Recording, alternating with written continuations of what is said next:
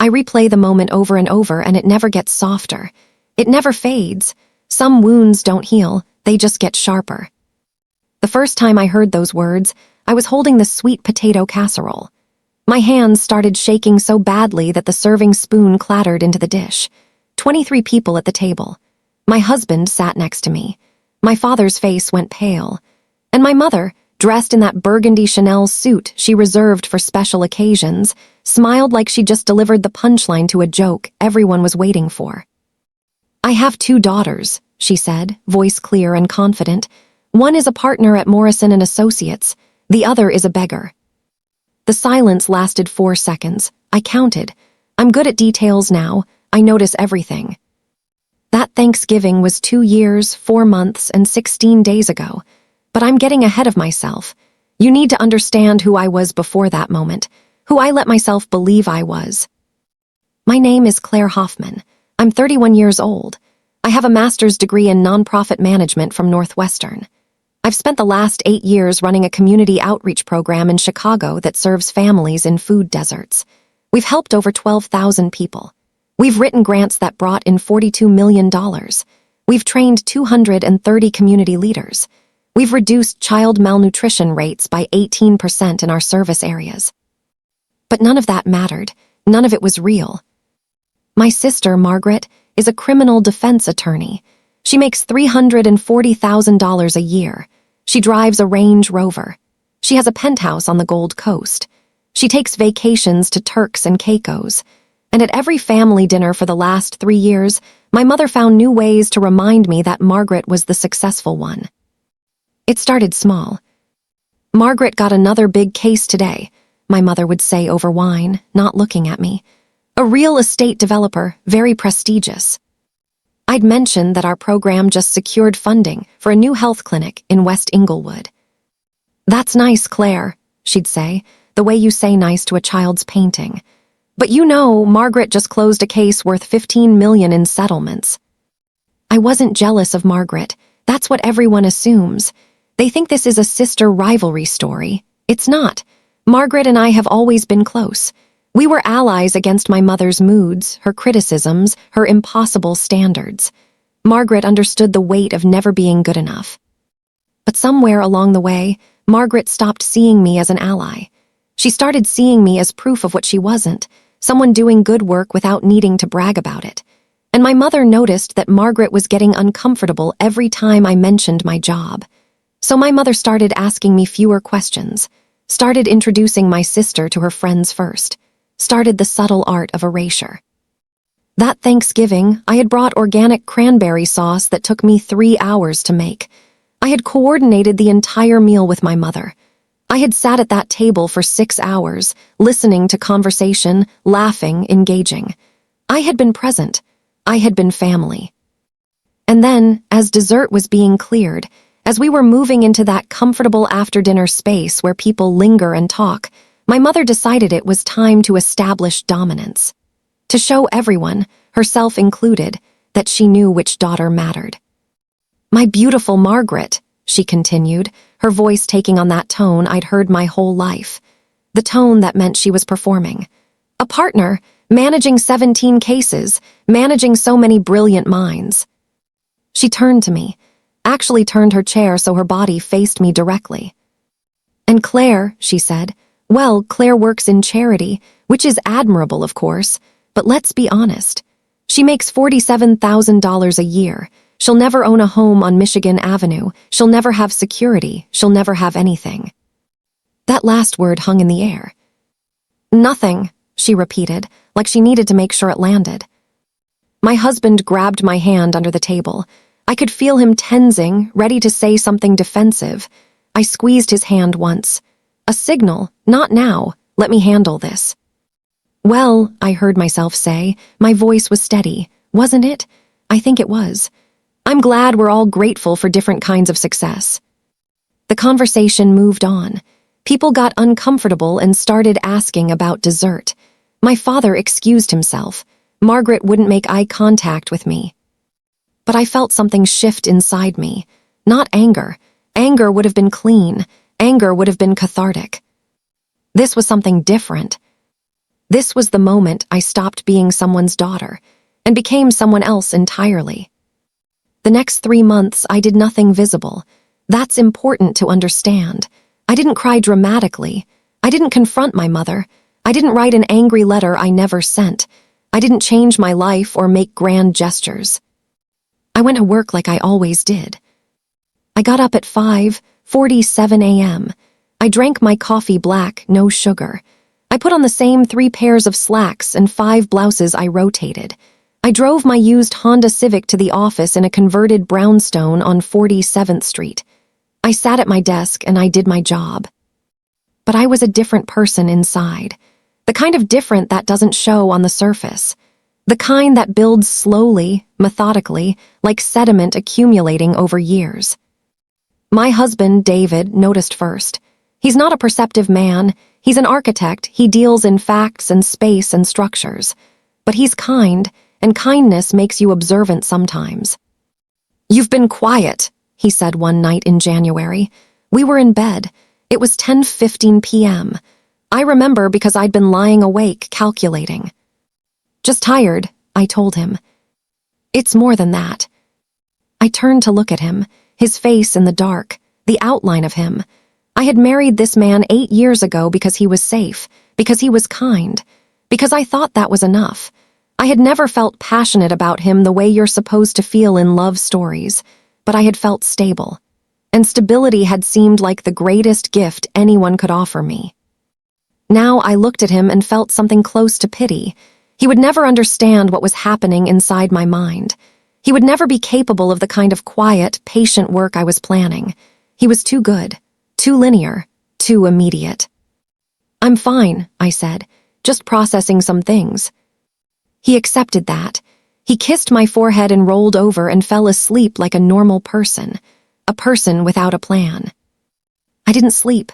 I got up and went to my office, the small room where I did personal work, and I opened a new laptop, one that wasn't connected to anything, encrypted, hidden. I had opened a bank account 3 days after Thanksgiving using my old university email address and a P.O. box I'd rented in Des Plaines. Now I started documenting everything. I pulled up every email my mother had ever sent me, every cruel comment, every dismissal, every moment she had chosen Margaret over me, not with dramatic flair, but with the quiet consistency of someone who had made a decision long ago about which of her children had value. There was an email from 1997. I was in 9th grade. I had made the debate team. I sent her a message saying I'd gotten in. Her response, "That's wonderful, Claire. Margaret made varsity soccer as a freshman, which is almost impossible. I'm so proud of her." There was a text from 2015, when I got my first grant approved. "Great news. Hope this helps stabilize your situation." My situation. Like I was a charity case in her eyes. Like my entire life was a problem she was managing from a distance. I created a spreadsheet. I know how to build spreadsheets. It's part of my job. I listed every instance I could find where my mother had. Compared me unfavorably to Margaret. Expressed doubt about my career. Made statements that suggested I was less than. Publicly stated or implied that I was a disappointment. Chosen not to acknowledge my accomplishments. By March, I had 147 documented instances. 147 times. I printed nothing. I saved nothing to the cloud. Everything was encrypted and stored on a device that was not registered to my name, and I moved on to phase 2. I needed to understand the financial picture. My mother had significant money. My father had made his fortune in pharmaceutical distribution. He'd retired 10 years ago with a nest egg that was probably around $12 million. My mother had access to all of it. She made financial decisions. She controlled the narrative of what happened in that household. I called my father. "Hi, Dad." "Claire, honey, how are you?" He has always been softer than my mother, less articulate about his cruelty, but cruelty comes in different volumes. "I'm good. I was wondering if I could ask you something about the estate planning stuff." There was a pause. Is David having financial trouble? Of course, that's where he went. His daughter couldn't be curious about money for any reason except desperation. No, I'm just thinking about my own future. Margaret actually mentioned that you guys might be updating your will, and I wanted to understand how that works. Another pause. This one felt deliberate. Your mother hasn't mentioned that to me recently, he said carefully. Why would Margaret bring it up? I don't know. Maybe I misunderstood. But I hadn't. I had overheard a conversation at Thanksgiving.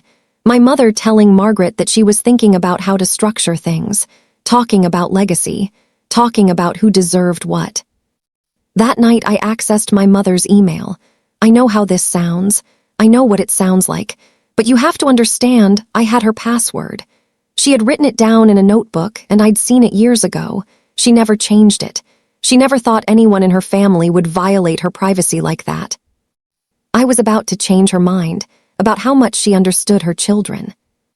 The email I found was sent on November 29th, 3 days after Thanksgiving, 3 days after the Beggar comment. It was to her lawyer. I've decided to adjust my estate plan. Margaret has proven to be the kind of person who understands the value of success and hard work. Claire has made different choices. I think it's important that my will reflect what I actually believe is meaningful. I'm thinking Margaret should inherit the house. Perhaps a trust for Claire, but something that reflects her station. I want to discuss options. She won't like this, but it's not about what my children like. It's about what they deserve. I read it 4 times. My hands didn't shake. My heart didn't race. I felt something that I now understand was the first step in a very long journey. Clarity. My mother wasn't just cruel in moments. She was cruel by design. She had made a decision about me, and she was going to cement it legally. She was going to make sure that even after she died, I would be reduced. Even in death, she would diminish me. I took a screenshot. I encrypted it. I filed it away with everything else. And I started to build something. April came. Spring in Chicago is beautiful if you let it be. The kind of beautiful that makes you believe in renewal. I didn't let it be. I used it. I had saved $12,000 from a bonus. I allocated $5,000 toward a lawyer. Not just any lawyer. A divorce lawyer. A very good one. Robert Chen specializes in cases where spousal misconduct is involved. Emotional abuse. Financial control. Infidelity. He comes highly recommended by women who have needed to leave their marriages strategically. I didn't tell David I was meeting with Robert. I didn't tell David anything. I just needed to know my options, and I needed to know them clearly. Robert's office was on LaSalle Street, expensive address. He probably costs more than I make in 3 months. I had brought a cashier's check. I had been careful. What brings you in? He asked. He was older, maybe 60. The kind of man who has heard every story, who doesn't judge, who understands that good people sometimes have to do questionable things. I need to understand the legal consequences of my husband's behavior, I said. What behavior specifically? I had prepared for this. I had been saving my words like currency. Financial infidelity, an affair that he's been hiding, lies about where he goes, documentation of messages. None of this was true. David was not having an affair. David was not being financially unfaithful. David was just David, ordinary, kind, useless to my plan. Do you have documentation? I can get it. Robert nodded.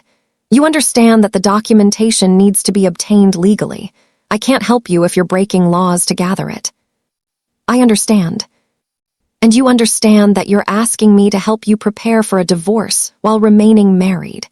That's not illegal, but it's worth noting that it changes the power dynamic of your marriage in ways that are difficult to undo. I looked at him directly. I don't plan to undo it, I said. He studied me for a moment, then he nodded. Let me be clear about what divorce looks like in Illinois, he said. You'll need to prove grounds. Infidelity is one. Financial misconduct is another. But even with those, you're looking at dividing assets. Your husband's assets and yours are likely considered marital property. You can't just leave and take everything. What if the marriage itself was based on a false premise? That's not a legal category. isn't it? If I married him under duress, emotionally or otherwise. If I stayed because I was afraid to be alone. If my entire marriage was a transaction meant to solve a problem my family created, isn't that something? Robert leaned back. He steepled his hands. This was the moment he decided whether I was a woman seeking justice or a woman seeking destruction. I can help you, he said finally. But I need to tell you something first. What you're describing, this kind of strategic planning, it's going to hurt. Not him necessarily. You're going to have to do things that make you someone you're not, and then you're going to have to live with being that person. I'm already someone I'm not, I said. I've been someone I'm not my whole life. I'm just changing the lie. He didn't argue with that. Over the next 2 hours, he walked me through what a divorce would look like, what I could expect, what I would lose, what I might gain.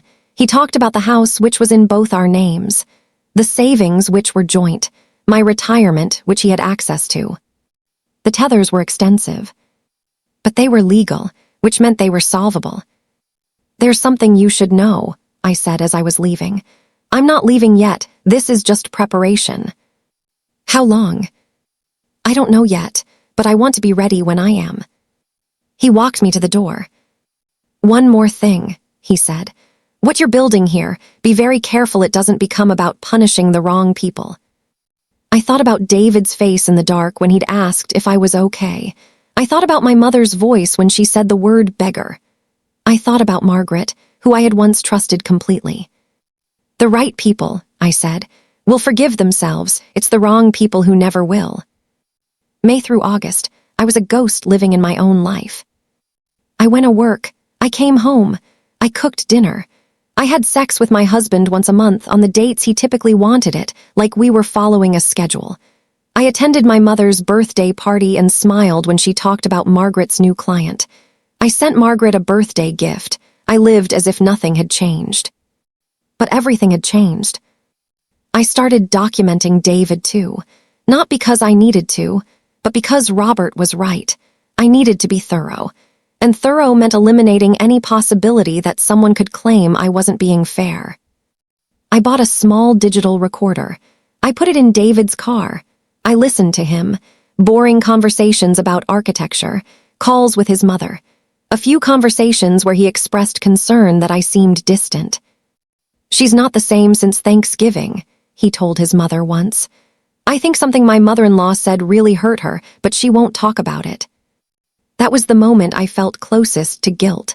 That small show of concern. That recognition that something was wrong with me. But guilt is a luxury, and I couldn't afford it. I also made friends with a woman at work, Sarah. She was kind in a genuine way, not strategic. She was the kind of person I used to be, and I used her. I started confiding in her. Things with David are complicated, I told her over lunch one day in July. I don't think we're compatible anymore. I think I've been staying for the wrong reasons. Oh, Claire, have you talked to him?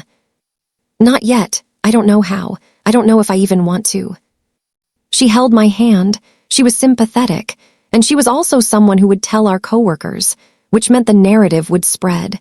Claire is unhappy. Claire is considering leaving David. Claire has her own problems to focus on. By the time I actually filed, everyone would already believe I had left for personal, emotional reasons. They would never suspect strategy. They would never suspect anything except the simple truth.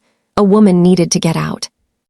The legal separation papers were drafted by August. Robert filed them on September 3rd. David came home that day and found an envelope on the kitchen table with his name on it. I watched him open it. I watched his face as the words registered. What is this? His voice was very small. It's for your own copy, I said. Your lawyer should have the original. My lawyer, Claire, what the hell is happening? I looked at him. At this man I had spent 8 years of my life with. He was shocked, genuinely shocked. Which meant he had never seen it coming, which meant I had been successful. I'm not happy, I said, which was true, and I think we both deserve to be with someone we actually love. We do love each other. No, I said quietly. We're safe with each other, that's different. He sat down on the kitchen chair. His hands were shaking. Is there someone else? No. Did I do something? I felt it then, a moment where I could have told him the truth, where I could have said, you didn't do anything. You're just a casualty. You're just a person who was convenient, and I'm not convenient anymore. But I didn't. I let him believe it was about us, about a marriage that had simply run its course. I need you to move out, I said. My lawyer can help with the logistics, but I need you to go. Tomorrow would be good. He left the next day. He went to stay with his brother in Evanston, and I became a woman going through a divorce, which meant I became sympathetic to everyone. No one blamed me. No one questioned my motives. I was just another woman whose marriage had failed. I had managed the narrative perfectly. By October, I had control of the house. I had managed the financial division strategically, giving up things David cared about in exchange for keeping the house free and clear. I had portrayed myself as someone who just wanted out, not someone who wanted to win. And I had continued to build my evidence. My mother's emails, her voice memos, recorded when she didn't know she was being recorded, during family calls where I was on speaker phone. Bank statements that showed patterns of spending and giving. An entire archive of the ways she had diminished me and the ways she had elevated Margaret, all because one daughter was profitable and the other was just moral. I had also hired a private investigator. This is where it gets interesting. This is where I stopped being purely defensive and started being strategic. The private investigator's name was Douglas. He didn't ask questions. He was expensive. He was thorough. And most importantly, he was willing to do things that existed in gray spaces. What are you looking for? He asked during our first meeting. It was in a Starbucks on State Street. I paid in cash. I need to understand my mother's finances, I said. Particularly her relationship with her lawyer, David Brennan, and her financial advisor, Marcus Foster. Is your mother involved in illegal activity? Not that I know of, but I think she might be being taken advantage of, and I think if I can prove it, she might be more open to being honest with me. This was a lie, a beautiful one, the kind of lie that makes people want to help you. Douglas nodded. He took the names, he took my cash. 2 weeks later, he came back with a report. My mother was having regular lunches with her lawyer, David Brennan, once a month, sometimes twice a month, at expensive restaurants, and David Brennan was billing her for these lunches as consultations. He was also the one helping her rewrite her will. He was also the one who had suggested some investments that had performed surprisingly poorly. Additionally, my mother had given a significant amount of money to Margaret, $300,000 described as a business loan but with no formal paperwork, no payment terms, no interest, just transferred. And there were emails between Margaret and David Brennan, cordial, professional, but also indicating some knowledge of my mother's financial situation, some discussions about what would happen when my mother passed. I sat in my living room, the house I had fought to keep, and I read through the documentation. And I understood something that I hadn't fully understood before. My mother and Margaret weren't just dismissing me because they thought I was less worthy. They were dismissing me because I was in the way. Because if I was going to inherit something, it meant less for Margaret. And if I was going to be defined as a success by my own metrics, it meant my mother's judgment of Margaret as superior was based on something more fragile than she had pretended. So they had decided to make sure I understood I was worthless, so that when the will was read, I wouldn't fight it, so that when the family split, I would be the one left alone. They were eliminating me preemptively. I didn't move forward for another month. I let myself just sit with this understanding, because moving forward from here meant destroying people I had once loved, and I needed to be certain that I was willing to live with that. The answer was yes. It had always been yes. I just needed to know it in my bones. On November 15th, I made a phone call to the Illinois Bar Association. I reported David Brennan for ethics violations. Specifically, he was billing for consultations that were personal lunches. He was advising a client on how to rewrite her will in a way that benefited his other client, my sister, without disclosing the conflict of interest, and he was potentially participating in undue influence against another heir. On November 17th, I contacted the state attorney's office. I filed a complaint about financial exploitation of an elderly person. I didn't accuse my mother of anything. I just said she had made significant financial decisions that seemed potentially influenced by outside parties, and I wanted someone to investigate. On November 19th, I requested an emergency meeting with my mother and father. I told them it was about Thanksgiving, that I needed closure. They agreed. They thought I was going to cry. They thought I was going to ask them why they had hurt me. They thought this was a reconciliation. I came to the house I had grown up in, the one my mother had recently decided Margaret would inherit. I sat in the living room where we had celebrated 1,000 small moments, and I looked at my parents, and I said something that I had never said before. "I know what you've done," I said. "I know about the will, I know about the lawyer, I know about the $300,000 Margaret took, and I've reported all of it to the appropriate authorities." My mother's face went white. "Claire, I don't want to hear it. I'm not here for explanations. I'm here to tell you that my lawyer is filing a separate claim for elder financial abuse. Not against Margaret specifically, but against everyone who had access to your accounts and influenced your decisions, which includes your lawyer and my sister." My father stood up. "You did what?" "I protected myself," I said, standing too. "The way you never did, the way you never taught me to. You spent my entire life telling me I was nothing, and then you decided to legally prove it by leaving me nothing." "We didn't," my mother started. "You called me a beggar," I said. "At a table full of people, you humiliated me, and when I didn't react, you decided to escalate, so I'm escalating too." I walked out just like that, clean, precise, no drama. And I let the machinery I had set in motion do its work. The next 4 weeks were a symphony of bureaucratic consequence. The Bar Association opened an investigation into David Brennan. He had to disclose that, yes, he was representing my mother, and yes, he was also close with Margaret, but no, there was no conflict of interest. And yes, he billed for lunches, but this was industry standard. And no, he never advised my mother against anything. The state attorney started an investigation into my mother's financial accounts. They found that, yes, she had transferred significant funds to Margaret, and yes, it was documented as a loan, but no, there was no contract, and the investigation into elder abuse seemed to be less about elder abuse and more about a daughter's resentment. They were preparing to close it. Which is when the second domino fell. Margaret called me on November 28th. "What did you do?" Her voice was shaking. "I told the truth," I said. "You destroyed my career. The Bar Association sent an inquiry to my firm. They're asking questions about my relationship with David. They're implying that I accepted money that was improperly transferred. Do you understand what you've done? You accepted $300,000 that you knew was improper. You helped my mother rewrite her will to exclude me without ever asking her why. You chose prestige over your sister. And then you were going to let me find out in court that my own mother had planned to leave me nothing." There was silence on the other end of the line. "I did it for Mom," Margaret said finally.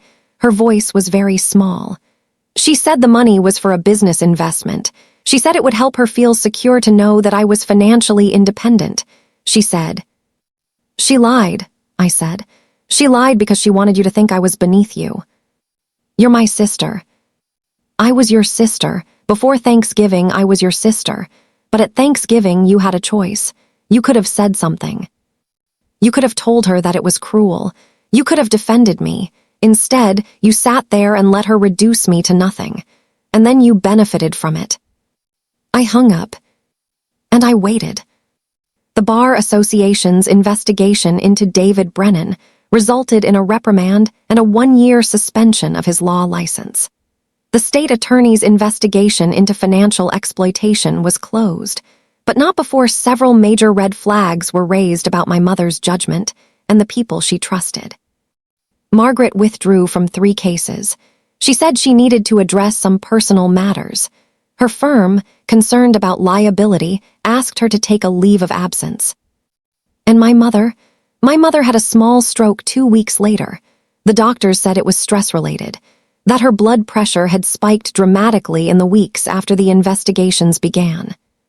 She recovered, partially.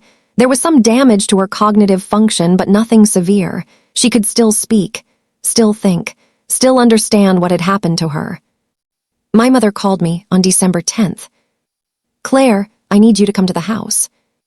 I went. Of course I went. She was in her room, in bed.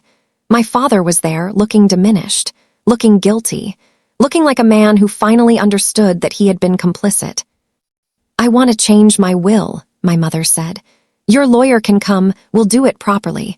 You'll inherit equally with Margaret." I looked at her, at this woman who had shaped me entirely through negation, who had taught me that success was worth more than morality, that prestige was worth more than kindness, that there were winners and losers, and if you weren't winning, you were trash.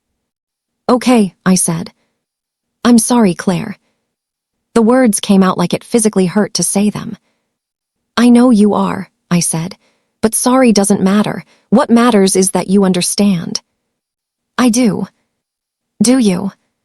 She looked at me, and I saw something in her face that I had never seen before. Real shame, real recognition of what she had done. "Yes," she said finally, "I think I do." I left the house and I didn't cry. I didn't feel triumphant. I felt something that was almost like sadness, but not quite. It was the sadness of watching someone finally understand the damage they caused, when understanding came far too late. It's been 3 months since that conversation. Margaret eventually resolved her bar association issues and returned to work, but at a smaller firm. She makes much less money now. She's also in therapy, which I find darkly amusing.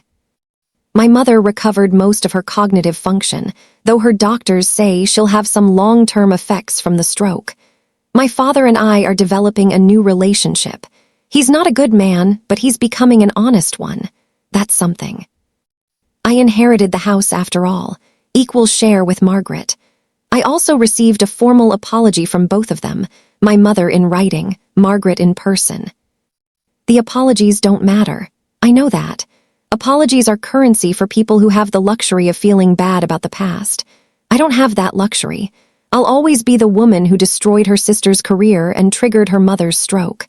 I'll always know exactly how much that cost. And I'll sleep fine at night because knowing the cost is the point. I didn't go back to my nonprofit work. I couldn't. Knowing what I know about myself, it would be dishonest. How can you work in community service if you've proven that you're capable of strategic, premeditated destruction? How can you claim to be serving humanity if you're someone who would sacrifice a sibling for an ideal? Instead, I started a consulting firm. I help organizations navigate conflict. I help families address dysfunction. I help people understand the power dynamics in their relationships. And I'm very good at it because I understand human nature in a way that most people don't. I understand that we are all capable of being the villain of someone else's story. And the sooner you accept that, the sooner you can decide whether that's who you want to be. I decided, I was strategic about it, I was thorough, and I would do it again. That's what frightens me the most, actually. Not that I did it, but that I would do it again without hesitation. That I have become someone who can compartmentalize her actions in a way that allows her to sleep at night. My mother asked me once, during one of my visits, because I do visit now, we maintain a relationship, strange as that sounds. Do you forgive me? I thought about it, really thought about it. No, I said, but I don't need to. I'm not the kind of person who keeps score with forgiveness. I keep score with action, and I've taken mine, that's all that matters. She nodded, she understood. She finally understood. The last time I spoke to Margaret, she said something that I've been thinking about. You won, she said. You destroyed all of us and you won. Are you happy? I told her the truth. No, I said, but I'm free, and for someone like me that's close enough. The line went dead, and I didn't call her back. Because I had learned something crucial over the course of this entire journey. Success isn't about happiness. It's not about restoration or redemption or forgiveness. Success is just knowing exactly who you are and having the strength to be it anyway. I am my mother's daughter. That's what I learned. I have her coldness. I have her ability to strategize. I have her absolute certainty that I am right and everyone else should organize their lives around that righteousness. But unlike my mother, I didn't hide from it. I didn't dress it up as propriety or standards or high expectations. I looked at it directly. I accepted it. I weaponized it. And then I lived with it. Some people might call that revenge. Some people might call it justice. I call it the truth. And the truth is the one thing my mother never taught me how to do.